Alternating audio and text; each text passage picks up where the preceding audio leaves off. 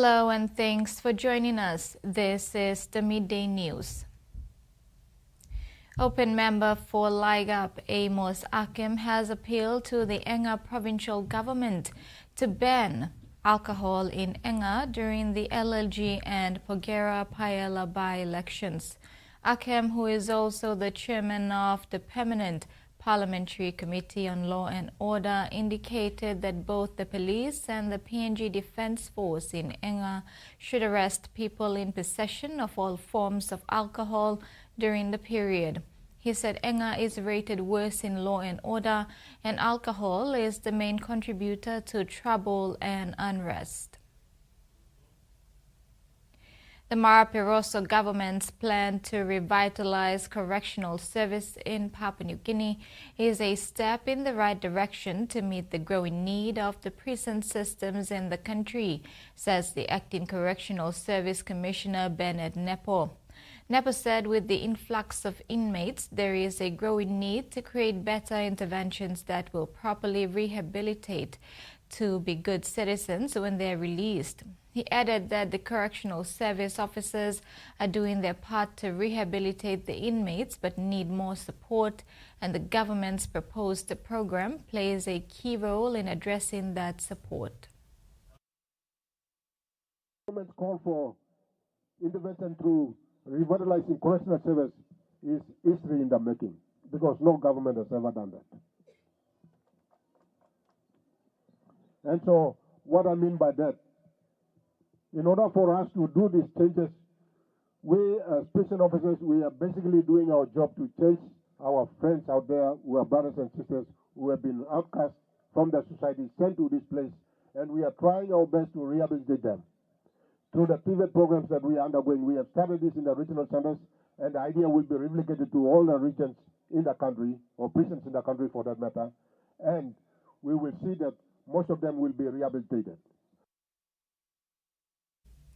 The East New Britain provincial government, in partnership with the police department, have successfully completed inspections of various locations across the province with the aim to rehabilitate and establish several police posts in the region. This important visit was led by ENB Governor Michael Marum and accompanied by key officials including Assistant Police Commissioner for Logistics Chris Smith and ACP NGI Nauna Vanua Varu, among others. The rehabilitation and establishment of this police post will be funded by the provincial government with additional counter-funding from the police department. This initiative is designed to help enhance the security and safety of the communities by improving police presence and facilities in these areas. Papua New Guinea is proudly participating in the Osaka World Expo 2025 with a dedicated team currently on the ground under the leadership of Osaka Expo Commissioner General Gabriel Dosava. The Expo was officially launched on April 13 in Osaka, Japan, and is expected to attract over 28 million visitors from around the world during its 6-month duration. Held under the theme Designing Future Society for Our Lives, the Osaka World Expo 2025 brings together more than 150 countries and international organizations to explore bold solutions to the challenges facing humanity. Papua New Guinea's presence at this global event offers a unique platform to showcase the nation's vibrant culture, rich natural resources, and development aspirations to an international audience. Commissioner General Gabriel Dosava and the PNG Expo team are actively engaging with international partners and visitors to highlight the country's strength and opportunities. The PNG Pavilion is already attracting attention for its displays of crafts and showcase of biodiversity and economic investment. Come and join us. What the potential there is for Papua New Guinea to gain from this expo. Yes, I know some of you are saying, well, what is there to gain? You don't know and I don't know. But I know, I'm very, very confident in the government's decision to send us here because they know in Japan everything is possible. Everything is possible in our relationship, but it is what we invest in, what time we spend, how serious we are, how active we participate in presenting our country, its potential, its investment potential in the resources, in tourism, in agriculture. It is that will determine what we can get out of this expo. As part of this national effort, the Commissioner General is encouraging all public sector agencies and state-owned enterprises to participate and make the most of the opportunities presented. It's good to be here, and I'm, kind of encouraging all the agencies that need to come here. They must come and be on the ground, and we showcase the potentials we have as a country in this place. No any other way we can market our country. This is where the boiling pot is, where all the countries are coming and meeting here together with key people who have interest in business, interest in investments. They are here. So the expo will run until October 13, 2025, offering continued opportunities for dialogue, networking and promotion of PNG's vision for a resilient and inclusive future. In news overseas, the pontiff may never have travelled to Australia, but millions of the country's Christians feel a deep connection to him. Worshippers in Australia have been marking the life of Pope Francis, who was seen as down-to-earth and an altruistic presence in troubled times. As the news broke, worshippers gathered across Victoria to pay their respects. A humble man, a man of the people, and a man who was across a changing world. At St Patrick's Cathedral in Melbourne, the Premier among those to offer condolences as Pope Francis was remembered for his humanity and common touch. His humility has been amazing, and just being one of us.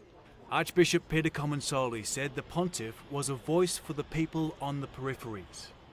As he used often the need for us to all be gently attentive and close to those who are suffering, those who are marginalised. Nor did he shy from the world's most pressing conflicts. We are deeply grateful that the Holy Father helped Ukrainians who are, obviously we pray for all the time during this time of horrible war. A legacy of progress many faithful hope will be carried forward. I think the role of the Pope today is critical given all the disasters and dramas of the world. Cardinal Michael Obichok, Australia's highest-ranking Catholic, is on his way to the Vatican to help choose the next Pope. It's a responsibility and a burden. That weighs very heavily upon him, as it does on all the cardinals. In Ballarat, churchgoers praised Pope Francis's kindness. He's been very in touch with our society and culture. But survivor advocates hope the next leader will do more to address the issue of child sexual abuse by members of the clergy. Pope Francis did speak out, but I think he could have done a bit more. So my message obviously to the conclave is hopefully that they pick a pope who will not forget us. In the days and weeks ahead, Australia's 5 million Catholics will continue to attend special masses across the country to mourn the people's Pope, and they'll be focused on the decisions being made half a world away. In sport, the Broncos will be aiming to buck their recent downward trend and bounce back when they host the undefeated Bulldogs to launch round 8. Playing at home at Suncorp Stadium, the Brisbane team will be hoping the hometown support will help them lift after suffering back-to-back losses against the Roosters and a Golden Point disappointment against the Warriors last week. The Bulldogs held their opponents scoreless in back-to-back games for the first time in their history after keeping the Seagulls and Rabbitohs to 0 and have plenty of confidence coming up to play on opposition turf. They have conceded 14 points across the past 4 games and will again back their defence to contain a Broncos side missing dynamic fullback Rhys Walls. Taking it in turns, Sexton's kick, this is too good! Canterbury! Just one change to the side that downed the Rabbitohs, with Harry Haynes joining the Bans in place of Jack Todd, who faces a lengthy stint on the sideline with a fractured arm. Daniel Suluka Fifita is again listed as the 18th man. The Bulldogs are aiming to win 7 in a row for the first time since 2014. Their defensive resilience is incredible, and it has now been 5 full halves of football since they've conceded a point. Matt Burton made a strong return last week, showcasing his ball-handling skills despite some questionable attacking decisions. William Kika also returned and delivered an impressive performance. The Broncos' ability to adapt without Wells will be crucial. Their spine will need to step up to dominate the middle, while their back line, featuring Karaz and the ever-busy Tracy Connors, poses a significant threat. Brisbane led head-to-head 28-19 with one draw since 1998, while Canterbury won the only 2024 Clash 41-16 at Suncorp Stadium. Given the Bulldogs' current form and the Broncos' injury concerns, the Bulldogs are favoured to win this encounter. Terry Longwood, TV1 Sports. And that ends the news update. Join us at 6 tonight for more news and sports. Bye for now.